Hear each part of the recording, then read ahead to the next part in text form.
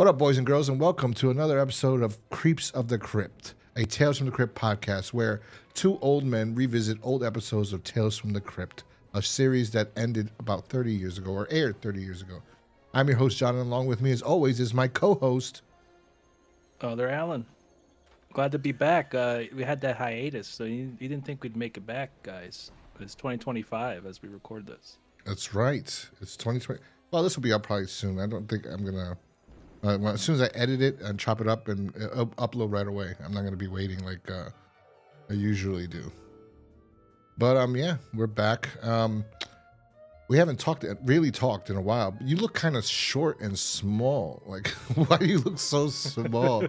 Like so low? Yeah. I don't know. Let me adjust the webcam placement. Yeah, you look so like a tiny man. and it's funny because he's really tall in real life. There you go. There you go. I adjust it. I was about to say. I'm 6'2", but yeah, it's just the angle of OBS. I had to adjust it. Yeah, I'm a midget in real life. So I'm wearing these glasses. It was a joke before the podcast, but I decided to keep them on for the podcast right now. He's doing the merch with those sunglasses indoors. If I was doing the merch, I'd be like, if anybody knows, I'd be like, seconds. Passing out and shit. But no, yeah. So welcome back. It's 2025. We took like a 2 month. When was the last time we aired the podcast? I don't even know. I think it was November. I don't know. It's been a good while. It was like at least before December, right? I think it was November. Yeah. November. Yeah. Yeah. So I know we had that whole month of December off, doing your own thing and doing my thing and whatever happened there. Well, I had for you guys that didn't know, there was a lot of stuff that was going on behind the scenes with both of us. For me personally, I had some scary health issues I was worried about. We did one of the recordings like 4 recordings ago. I did a whole intro talking about it, and I said, you know what, I'm editing this out. I don't want to spill all this. So it was a lot, guys. Yeah, it was a lot. He's good. But but no, actually I'm not good because I got medication during the break to stop smoking cigarettes and to lower my not my cholesterol, not blood pressure. Blood pressure medication. So I got blood pressure medication, and I gained 30 fucking pounds. Since you've been taking it? Yeah, well, I stopped taking the medication to stop smoking because that was the one that was really causing problems because I was literally, my mood would change and I would be tired all the time. And I'm talking about like, I'll take it in the morning. I did take it twice a day, Chantix. So I'd be sleeping like 5 o'clock in the afternoon. I'd fall asleep till 9 o'clock and then wake up for an hour and then go to sleep. And then I'm tired all day. It was horrible. It was horrible.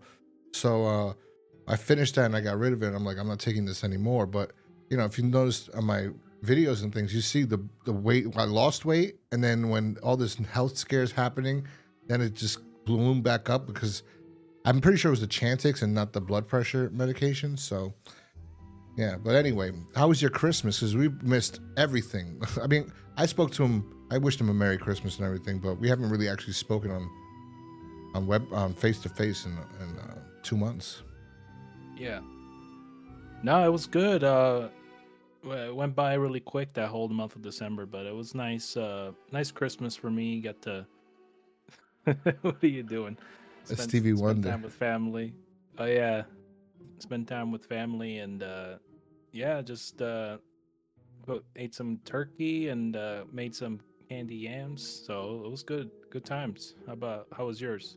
I normally go away. I did not go away this year. A lot of reasons, but it was okay. It is what it was. It was what it was. This Christmas kind of sucked for me, but it was all right. I got things I wanted. It was cool. So, but in general, it wasn't like what it should be. It was like the worst Christmas I've ever had in my life, kind of, but not really. Like, it's hard to explain. It wasn't bad, but it was like I wasn't with my entire family, so it was like the worst Christmas I ever had. So I was with like a few people, but not everybody. So it's kind of sucked because I normally fly out and I did not, or drive out. I used to drive, but yeah, so it was all right. New Year's was New Year's. Don't really care for New Year's, but yeah, that was that. And then we took a 2-month, I believe, 2-month break on this podcast. We're back with a brand new episode. We want to talk about the season 4. We're on season 4, which is great. Season 4, episode 1, titled "None But the Lonely Heart," which, let's see. Yeah, I'm excited to talk about this one. Yeah, I mean, especially with the ones that we have coming up later on this season that I think you mentioned, maybe don't recall watching, or No, I don't remember. But this yeah, like season, I'm though. excited. I'm excited about the Joe Pesci episode later on. I think that's on 10 or 11 or something. But And yeah, I'm this got a is couple the of only episodes to get to that one. this is the only episode I know. Like, this was the only one, and the one with Christopher Reeve, and Judd Nelson. I know these 2 episodes, and yeah, that's it. The rest of them. That's one of the ones that you got me into, and kind of this is where we are. Yeah. So this episode, "None But the Lonely Heart," originally aired June 27th, 1992, and it was written by Donald Longtooth. Now, do you know who that is? No, I saw the name come up in the credits, and I was like, that's a weird last name. You don't remember? That Donald Longtooth was Malcolm McDowell's name. Is it Michael, Malcolm, or Michael? Whatever. It was fucking the Reluctant Vampire. That was the character's name behind that one. Yeah. So the same writer, Terry Black, he wrote, he put this name as Donald Longtooth for this episode. I guess that episode was such a hit with people at the time that he decided to put this episode under that name, instead of his real name. Yeah, so much so I forgot that that was a reference to that episode. I saw the name and I said, I know that name. Why do I know that name? And then I looked on IMDb. I'm like, why does it not say? It says Terry Black. So I looked it up on IMDb, Donald Longtooth, and then it showed me that, and then I went, oh, the Reluctant Vampire. Actually, Terry Black's written a lot of episodes of Tales from the Crypt. So, well, I think after that one, I would probably want to go under a different name too. I know, in a way, in a sense, I feel the same way, but I don't know though, because I like this episode. We'll get into this. Well, why don't you tell us what this episode's about? Then we'll talk about the episode. Yeah. We'll get into it. Yeah, this episode is about a guy named Howard Prince. He's like you could say, yeah, he's like a sociopathic criminal. You know, he routinely just kind of courts like rich elderly widows, and you know, seduces them enough to kind of earn their trust and get married, pretty much, just so that he can end up murdering them in some kind of gratuitous way, just to kind of get the alimony, or no, get the life insurance, pretty much. And that's kind of like the gist of the episode, and we kind of see him desiring to kind of, you know, have one more crack at another old lady to hook up with and kill before he has to, you know, flee, call it quits, or pretty much flee the country. Yeah. So this episode reminded me of you a little bit. You know, this kind of. You know. What? Well, the old ladies. Not murdering old ladies, but yeah, your affinity for older women. Well, I used to have affinity for them. As I've gotten older, it stopped. as I'm getting old, it's gone away. Yeah, I can't. Well, you can't really enjoy older women once you're getting old, right? So. I know, no. I mean, you can, but I mean, really, when I was 20 and 30, actually not that long, like last year, but I was with somebody that was the mature. You know what's funny? I thought this woman looked so old. Okay, so I forgot. Let's talk about this episode. So this episode was directed by Tom Hanks, of all people. As we see, this is like we talked about, friends coming in and directing episodes of the producers, and Tom Hanks wanted to direct, I guess. So prior to that this episode was the first thing he's done directing wise. So that's an interesting little tidbit there. Yeah, and then that thing you do, that was the big one, because that was on HBO all the time, and he was always like, because Tom Hanks was Mr. HBO. All his movies were on HBO all the time. You know how many times I saw Castaway on that goddamn. I was so sick with the flu or something real bad, and that was on every time I woke up. It was on. I couldn't get away from it. I hate that movie because of that. I would go to sleep sick, wake up in the daytime, it's on. Go back to sleep, wake up at night, it's on. Different parts. And I was like, I hate this movie. I hate Castaway with a passion. Anyway, this was his first directorial debut. I think he did a good job because I like this episode. It stars Treat Williams as Howard Prince. He's in a lot of things. Yeah, he's one of those guys that's been in a bunch of things. Yeah. And Most recently, Blue Bloods, that I know. And Frances Sternhagen. Now, I looked this up because there's a little segment in this video where she says how old she is, and she said 61, and I was like, "She's no way this woman's 61 years old," and she was 62. She was a year older, and I'm just like, she looks 100 years old. And this is a talented actress. I recently just saw her to a movie with her in it today called Raising Cain with John Lithgow, directed by Brian De Palma. And she plays a psychologist, and she has black hair, but they make reference to how it's her wig, how she's wearing a wig because she has cancer or whatever. So that's why it looks awkward on her, because she looks weird with any other color hair besides white, because growing up, I've only ever seen her with white hair. I've never seen her with any other color hair but white. And I always thought she was at least 80 years old.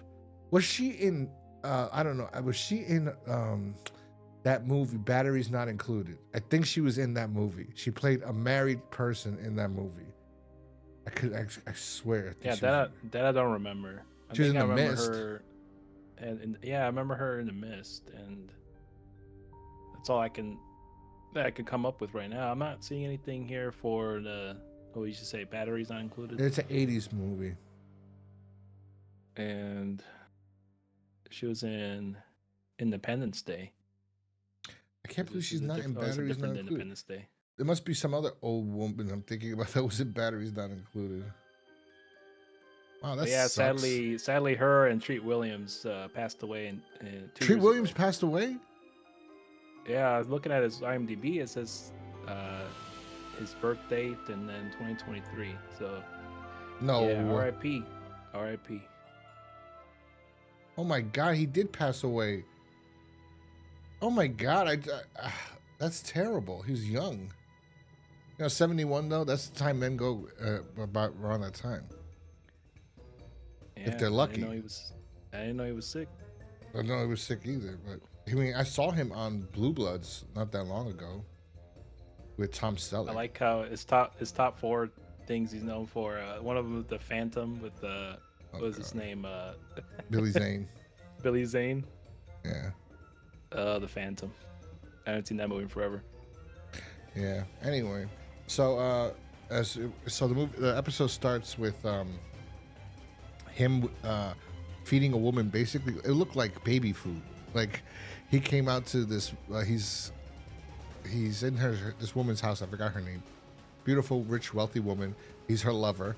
He comes out. He brings her a tray of food. He made dinner for her. He opens it up, and she's like, my love, my darling. And then he's winding him up. He looks at the plate, and it looks like baby food. Like somebody threw up on the food, and it looked pretty. Yeah, it looked pretty gross. Yeah, it's like it looked like grits mixed with like mashed potatoes in the middle and some weird red colored. Looked like cranberry sauce. Yeah, it looked like baby food. It looked terrible. Yeah, and then he just microwaved it. Yeah, I know. Probably like Salisbury steak, the sauce only, and applesauce, and like just like a microwave meal. And so he goes. She's like, I told you, you can do whatever you want. I don't care, because he makes her sign over her business or her will or something. She's signing over something. Like, you could do whatever you want. I think it's the business. And then he goes, no, I won't do it unless you want me to. So she signs it. And then all of a sudden they drink wine to celebrate this momentous occasion. Oh, yeah. And she fucking dies, basically. Oh, he goes, she goes, this time calls for a celebration. And she goes, you know what I want, right? And then he goes, but it's kind of gross because this woman looks 80 years old. It's disturbing. Yeah, it looks like his mom. Yeah, or his grandma, actually, to be honest with Treat Williams in here. Looks fantastic. And she's like, oh, not that, you know. And then he's like, oh, because he thought she was on to have sex. I thought it was him. Right. She wanted him to go down on her. That's what I thought it was. I thought she was That's like, you know what I want that's what I was from thinking you. too. Yeah, right. I thought that's what I thought. He was like, you naughty minx. So he starts to sing. She has a sip of her wine, and then she starts to convulse, kind of, and then she drops dead right there. She grabs her throat. She's dying, and we find out that this is. Oh, he calls the cops. And he goes afterwards. He goes, "Oh my god, oh my wife!" Like overacting, like he was like Starts nonchalant. putting up an act on the phone. Yeah. Yeah. And then we see him at the cemetery, and everyone's like, "You know what? I would only change one thing, is that if she had friends, this lady, she would have told her friends that she was having sex with this guy, and they would have been trying to get with him because they're not getting anything from their men, you know." And but they at the cemetery is only a few people. And they go, she really loved you, Howard. You know, God bless you, Howard. You were there for her at the end. And he's like, yeah, yeah. And then some other guy comes up, which is his partner. And we get the exposition. Howard's been doing this to many ladies. He's loved them all, but he just kills them and takes all their money. And his friend tells him that the IRS are on them.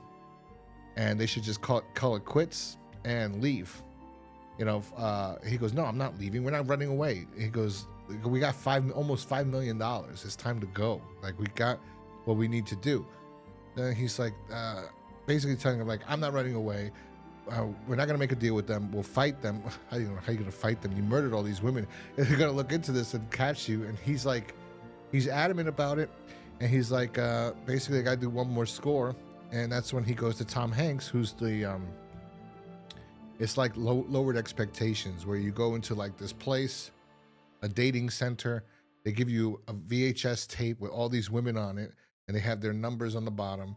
And then you have to actually, here's the funny it's like picture. it's some kind of dating service, right? Yeah. And you see a lot of these women film themselves just talking about themselves. I mean, this is like before dating apps, I guess. I wasn't old enough to be trying to look for older ladies, but I guess that was something that was available at that time. It's a video dating service, and they used to mail it to you. You used to sign up for it, and then they would mail you these cassette tapes with people, and then they go, that sounds pretty cool. I'm looking for a guy that will do this or whatever, and it's within your town or whatever, and then you could reach out to them via phone or letter or whatever.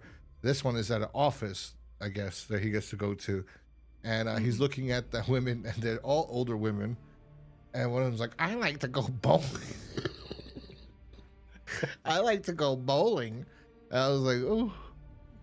Then there were some he's younger just like ones. over there fast forwarding over the younger ones, just trying to pick one out that looks like they got some money. But the funniest I found it funny. Yeah, let me hear. Go ahead. No, you go. I think we had the same funny part. Go ahead. Oh yeah, for me it was like when he lands on the new chick that he's gonna try to, chorus with. What was it? Her name was Effie Gluckman. Mhm. He's like look, he's just examining her pendant that she's got on. Yeah, that's she must be loaded. He's just that's looking what I at was it with gonna the say. magnifying glass on the TV. To It's the like, TV. It was ridiculous. That's what the part I thought was funny, because I'm like, yeah, you can't see anything. If you were couldn't close see to the the lines on the TV, TV. you couldn't see anything. And he goes with a magnifying glass to look and counting the diamonds. It was like, get out of here with this. Then he goes to bring it to Tom Hanks. And this is young Tom Hanks. This is I guess he just probably filmed it recently. was like it's after Big, right? It was like 89 or something, right? Yeah, Big Something was like that. 88. So this a few is years after. 92. This episode aired. Richard Donner and him worked together on Radio Flyer. That was so Donner is a producer on Tales from the Crypt, so maybe that, and then became friends through them. Whatever. Nonetheless, he ends up going to Effie's house, and the butler, Effie's butler, is like, listen, ma'am, there's a young gentleman here to see you, and I told him he must be mistaken, right? But he insists on seeing you. Should I send him home? And she goes, no, let him come in. Let's see what this young man's all about. I can't believe she's Right. 62. She looks terrible for 60. Then again, everyone younger back in the day looked so much older. I mean, 62. That's true. Yeah. It's crazy. Then again, high school kids look like they were freaking 30 years old. That's why I always say Johnny Depp and those guys could pass for because they were really young looking. They could pass for high school kids in 21 Jump Street because they looked like they were teenagers. And teenagers back then looked so old. The Rock, look, you already see his high school picture, his yearbook picture. He's got a mustache. It looks like he's 40 years old. But that's weird. Yeah, like people during that time frame, they look a lot older than their age. I mean, I guess I don't know. Demi Moore is the same age as her in this episode, but she's had some work. Oh my god, I know. Looks pretty good. Demi Moore's hot. Demi Moore's sexy. Watch The Substance, people. It's a great film, and especially if you want to see Demi Moore. But she just got old lady booty, but I like it. So, if you saw The Substance, you know what I'm talking about. Anyway. He tells Effie, basically, he goes like, you're a young man, you should be with a young woman. And he's like, young women have needs that I can't fulfill. Basically telling her that he's impotent, like he can't get an erection or anything. And then that's his way to get in that, yeah, he can't get it up. Yeah. Then, as you say, he rizzed her up. And then they start making passionate sex.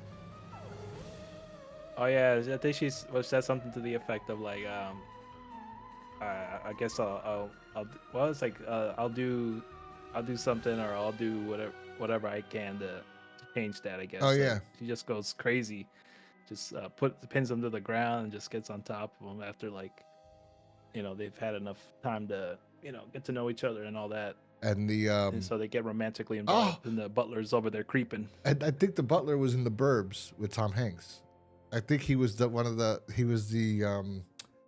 Oh, that's true, yeah. I think he was in The Burbs with Tom Hanks. I think he was the neighbor. But that's hilarious.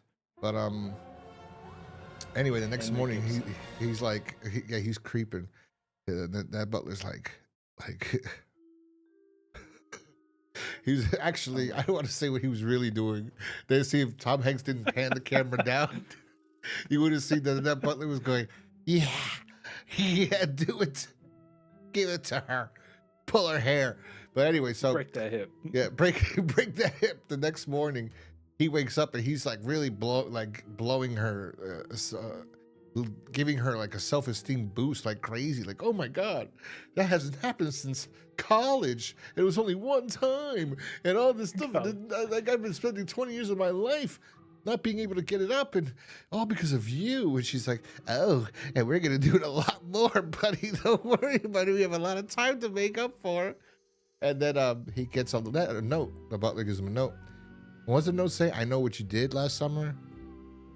Something to that effect. I mean, it says another one. Stop before it's too late. Yeah. So then he thinks it's his partner because his partner told him. Like, yeah. He gets paranoid that his partner's gonna rat him out or whatever. So he thought, well, we don't know yet because he gets a couple of more letters later on, but. Oh yeah, I think there was one more. But he thought it was his partner right away, so he went to see his partner. Yeah, his partner shredding evidence. Goes back to visit him, and they're in their office or business office, so they claim, and just shredding everything in the shredder. I forgot what they were talking about, but he just ends up pulling his tie to the paper shredder. I don't know how that's gonna kill him, but besides maybe choke him out. But then you get a shot of like blood coming out of him, and the blood coming out in like the shredded paper. Yeah, overly done, but you get the point. You get the point. Yeah, he just killed him. I mean, the idea could be that the tie was pinched so hard that it started ripping into his skin, and then he started bleeding. But I don't think that would have happened. He was just suffocated and then fell, and maybe his nose would have gotten ripped up.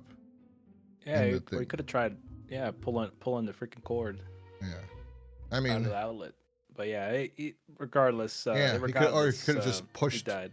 He could just leaned over or something. Dropped everything. Get some scissors to cut his tie. Yeah, something. I don't know. Anyway, he marries Effie. They get married, and he's excited, but the butler is just not having it. He's just like, he already knows. He knows what he's up to. Yeah. He's using her. He's like that. This is too much. And then he keep creeping, bro. This guy's a little. It looks like he's been cucked. Like he feels like he's been cucked pretty much because he just every time he's got to watch these two talk about sex all around him, and this guy just got to watch and cry in the corner. But Effie really has some spring in her step after being with Treat Williams, Howard Prince, and he comes back with another. The butler comes back and says, this was left for you again, sir. Yeah, but, another letter, like I mentioned. You got another one, kind of like I know what you did last summer. It says, what does it say? Another one. What you're doing to these women is criminal. And it makes you think, what the hell? Who else could know what he's doing? And then we get a little vignette of the TV static, and Tom Hanks trying to fix the VCR or cleaning the VCR, and nobody ever did that. Goes to visit him. No, I never did that. I know they used to sell a VHS. You put in. That's how old we are. That's how old we are, kids. But yeah, we used to have VHS tapes, and they used to come with the ones that would clean the dust inside. They had come with like little bristles in there that it would go through. Yeah. Did the same thing for like CD players, I think. When you used to have CD players, they used to come with those. But it would be like just the cheapest one. It was like that one little brush because it would just scan over that one lens. It was just a lens inside the player. It could have just wiped it down with the towel. This is a scam. But he goes to Tom Hanks, the office, and Baxter, and he goes.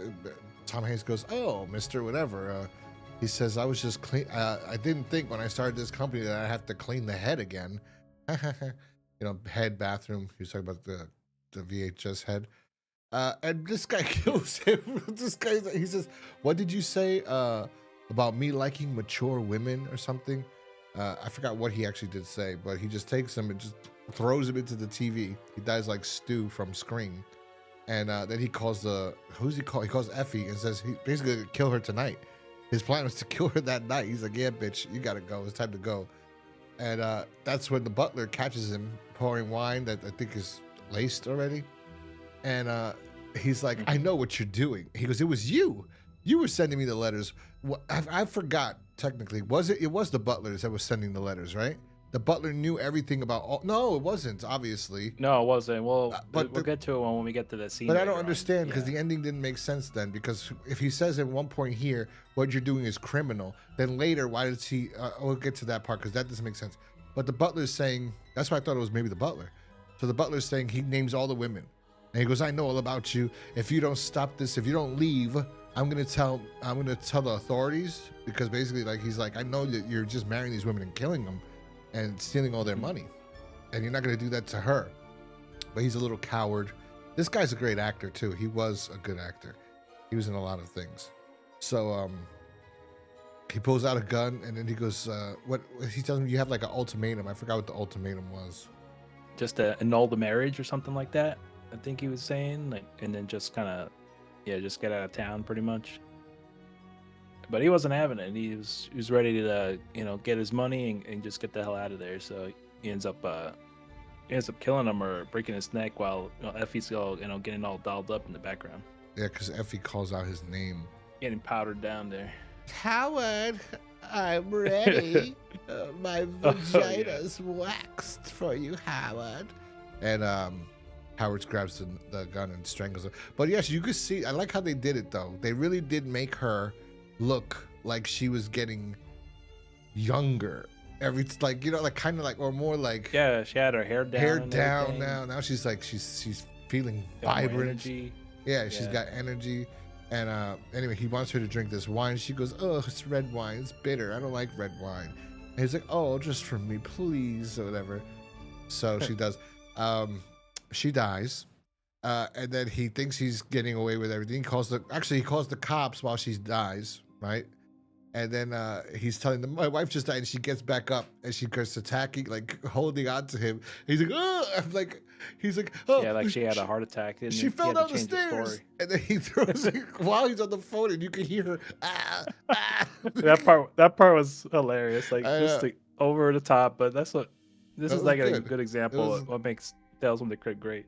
Yeah, so he throws it down the stairs. You hear you can hear it. Like he's saying she fell down the stairs, and then you hear, and then she falls down. It was like, bro, the cops would have been like, sir, we have the 911 call. We clearly hear that you threw her down the stairs before, after you said you claim she fell down the stairs. But I think a funny thing that they should have done is like, it's like that Austin Powers thing where Will Ferrell gets, how he gets killed by the sharks, and it just keeps coming back alive. Goes, you're thinking he's dead. And... Yeah, Howard, my neck. I was like, oh, never mind. She fell down the stairs, and then she got run over. That would have been great. Yeah, if they did that one more time. I love how they did that that was hilarious. I don't know if that was improvised or what. It goes, it's really, really hot, but I'm okay. In Austin Powers, but I'm okay. Yeah. I think if I just, it's like, what the hell? But so he's excited. He's ready. Oh, he books a plane ticket right away to get out, to leave the country. Right? He's calling to book a plane ticket. He opens the door to the house, and there's another note. So he's like, fuck, it wasn't that butler? Who is this? And it says, like, meet me at the cemetery. Something like that, I think. So he goes to the cemetery, and that's where we get our third character in this film, the Gravedigger, played by Sugar Ray Leonard. He's there. The most random cameo I think we ever gotten. Well, we saw him earlier in the cemetery where the first wife that died. He was watching as Treat Williams left. Yeah, but that's a weird cameo. I guess somebody's friends with him. Yeah, for like I guess for the Gen Zers he's a boxer. Yeah, he was a boxing legend, Sugar Ray Leonard. So there you go. So that's probably, I forgot to talk. Like, I've been watching TV shows. Well, we'll talk about that another time. So Sugar Ray, and then he goes, "What is this? Is this you trying to blackmail me? Like what are you doing here? Like what is this?" He goes, "No, I just want you to teach me." See, that's why it doesn't make sense with the other thing, because why would he say... Yeah, that part was strange. He says, you should... Right? Like... Yeah, he mentioned that. Like, he said, like, I want you to teach me, and then Treat Williams gets mad about, like, this. It's like, you jerking me around over here, and then he just kind of was sending the messages to warn him to, I guess, stop doing this, because... someone hired him, but that part was a little... I don't understand why. Fuzzy. Maybe I don't know, but it doesn't make sense. It doesn't make sense for him pretty much saying there's a penalty for wasting my time. And yeah, he tries to kill it. He kills the Gravedigger with the shuffle. Right? But he says to him, "You should hear them. They're calling for you." Like that. Like, I never like so. Like, he wants that love that he hears from them. So I was just like, what the fuck? I guess you can make it that assumption. That's what they were going for. I guess, like, I want women from the dead. To want me as much as they want you, and then he gets killed by Howard. That was a weird little shot they did. They looped him getting like that shovel. Shoveled in him. That was a weird little edit that they did. Oh yeah, like several times. I don't know. Yeah, it was like a replay, like an instant replay loop. Yeah. It's so like, then he goes going to kill him. Put him in the grave of one of the girls he had sex with before, right? In Effie's coffin. Yeah, it's like Effie's. So time went by that fast, or Effie already had a coffin ready for her ass. Anyway, I guess so. Yeah, I mean, or she died. This is time passed. That's why time passed because he killed her. He wasn't obviously going to leave right away the same day after he killed her, because the cops. Well, yeah, I mean the episode's short, so they time jump. Yeah, so she died. Yeah. So he was about to bury her, and then he goes to look at her. Put the Gravedigger inside Effie's coffin, and then all of a sudden he turns around and Effie's there. And yeah, because she's all decayed, so time has gone. A lot of time obviously went by. He's like a zombie or something. Yeah, she looks terrible. Fantastic makeup. This is great. And then all the women that he's ever married are there, and they're all like, "Howard, we want you." And it was disgusting and gross and awesome. And they basically, it was cool. Yeah, I like. They had the fat one, so they had two we saw. Then there was other ones that we didn't see. that he married before that he mentions that he married. She goes, "What about me?" Like, it was gross. And this is kind of like, this is why I said like this kind of reminds me of Morning Mess in a way, with the ghouls at the end. But it also is similar to a lot of the other Yeah, there's other episodes that end with like or people like that they killed the potion coming back from the dead. Yeah, but this is not a potion then- one. And then there was that other one with Miguel Ferrara. Yeah, that one's too. But this is like really good. I like this. The last zombie in this one comes crawling in with the wedding dress. So that means he killed her on the wedding night. She has the wedding dress Yeah, and she's cold-blooded. crawling and she's just a skeleton and worms are coming out of her mouth and he's screaming. And then it ends with basically that's it. They killed him. And Yeah, they said like they couldn't live or die without him. Howard. And Yeah. so in order to rest in peace, they'll just ate him alive. I guess you heard Yeah. some noises like they're eating him. Yeah, no, they're sucking him off. Oh yeah. That's his That's torture. That's the best way you want to go out. They're but, gonna hey. take him to hell just to keep having sex with him. That's it. But take him to the the one in the wedding dress like you mentioned. Yeah, I was looking back on it again. There was that she had like worms coming out of her mouth, or Yeah. eye socket was popping out. That was That great. was cool. That was fantastic. That was cool makeup right there. Yeah. Then the Crypt Keeper has a little ending segment, which is hilarious. The beginning was stupid, but the end he says something about getting head. So, will there be anything else? I love a ghoul who gives you head and then lets you keep it. Yeah, that was a good one. Like he didn't really have much anything witty or anything crazy to say in the beginning monologue, but that one was a good way to end it. Yeah. Yeah, the opening was something stupid, but the ending was good. Yeah, so there was something else I wanted to mention. I totally forgot. Oh, the comic. We got to talk about the comic. We can't not talk about the comic. Yeah. We got like in tradition of us reviewing these episodes. Yeah, we also read the comic version of this. Very different than what we got on the episode, and I actually don't mind it. I think I preferred what they did with this episode more than what the comic did. The comic was very straightforward, just Howard kind of reminiscing about like just talking to his dog and look and how they drew the reminiscing women, about all the chicks that he conquested and killed and for their money. Yeah, that one lady.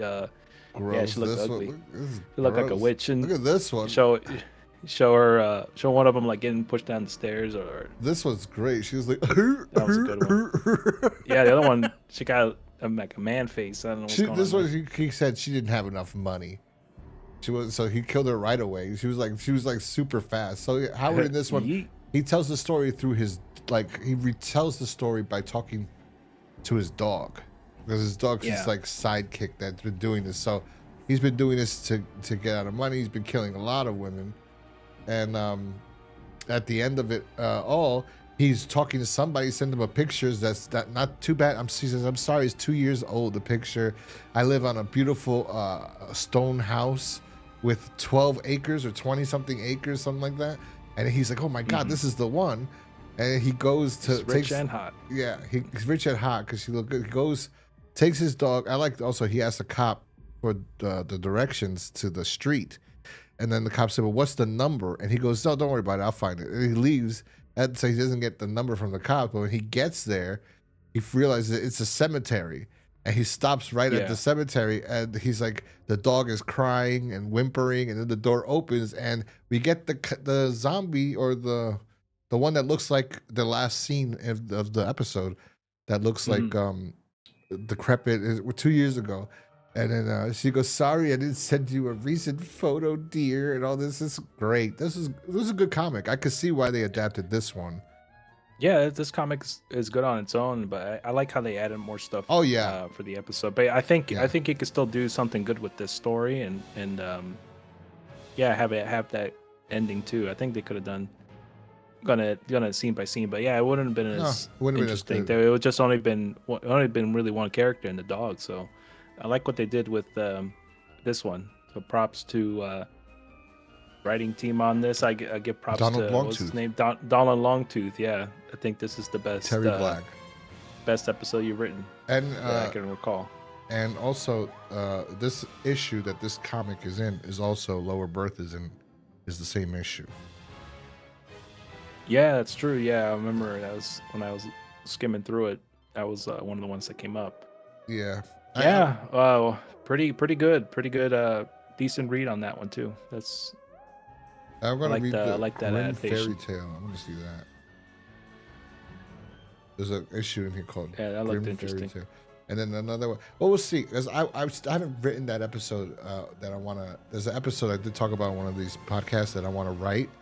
If we ever do a Tales from the Crypt again, I was just submitting. Go here, please. If this issue is so good, you should adapt it into an episode. It could work, but I haven't written it yet. So I want to start writing that. Anyway, so that was this episode of Tales from the Crypt. What did you think? What do you rate this episode?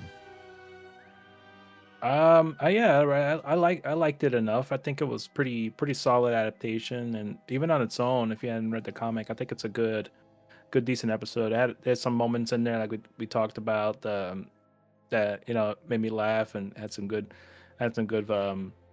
little over the top moments.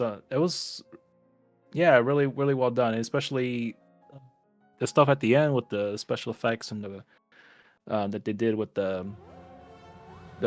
zombie women that he killed. That one was pretty good. It was pretty cool scene too with him killing Tom Hanks, just slamming his head into the TV. That one was pretty solid. The acting was good. I mean, not much in the terms of like set pieces or anything that I can really point out. Like the sets were pretty basic there, just to kind of convey like some of these the women's were, at least the woman that he was seeing was rich, and everything about it was solid. I think I think I gave it a good I think 3.5 out of 5. I think it's a pretty solid episode. Oh, I think I'm gonna give it higher. I like everything about this episode. For a first-time director, I think is really good. I think this Terry Black, you wanted to put Donald Longtooth to be cute. This is much better than that Reluctant Vampire episode. The comic is based on is good. The stuff they changed makes it better. They updated a lot. It's a brand new script pretty much, besides just the outline idea of him being a womanizer or a grave digger, gold digger. So like he's going for old women to marry them for their money and then kill them. So they did it much better, and the ending was cooler. That instead of the one zombie, all of them come back from the dead somehow to cast revenge on him. Great Tales from the Crypt episode, especially to be the episode to kick off the. I mean, they kind of did that with the last season 3 with the potion one, but it was because there was such a better potion voodoo episode in season 2. Kind of like it was like, why you didn't need this episode? That they didn't need it, and this one was a better way. It's the same similarity except there's no love potion. I thought originally you didn't like this one because we were talking about it. I said, I really like this one coming up. So I still like it. I'm going to give it a 4.5 out of 5 stars. There's nothing I dislike about this episode, actually, at all. I'm surprised I'm not giving it 5 out of 5, but I just don't think it's that great to give 5 out of 5. I think it's good enough. It's a good start to the season, but it's solid. I think I'd recommend this over Reluctant Vampire for sure. Yeah. So that's high praise, at least for us. So 4 out of 5. Treat Williams was really good in this one too. He was really good. A 4.5 out of 5. I think it's pretty good. Rest in peace. Rest in peace. Yeah, rest in peace to both of them. I didn't know they both. Obviously, Henry Gibson died too. There's no way he didn't die. Yeah, him too. Rest in peace. But it wasn't. I just noticed them dying the same year. So Sugar Ray Leonard. Same year, 2023. That's crazy. Still alive, Sugar Ray? Yeah, he's still alive. Nice. Oh God, who knows? Well, at least from the time of this recording, he's still alive. Anyway, so that was it. If you want to follow us on social media, you could go to X and find us at Creeps of Crypt over on X. You can find us audio version of this podcast on anywhere. We're on iTunes, Spotify, Audible, Amazon, freaking iHeartRadio, wherever you want. Just look up Creeps of the Crypt, and you'll find us, or Ghost Crusaders TV, one of those two. And we're on YouTube, Rumble, everywhere. Anyway, do you want to plug anything before we go? Yeah, you can follow me on X under Splinter47, and that's mainly the best place to reach me on there. Well, I got Instagram, but that's a private one. I don't have a public one yet. Yeah. And, otherwise, you can find me on there.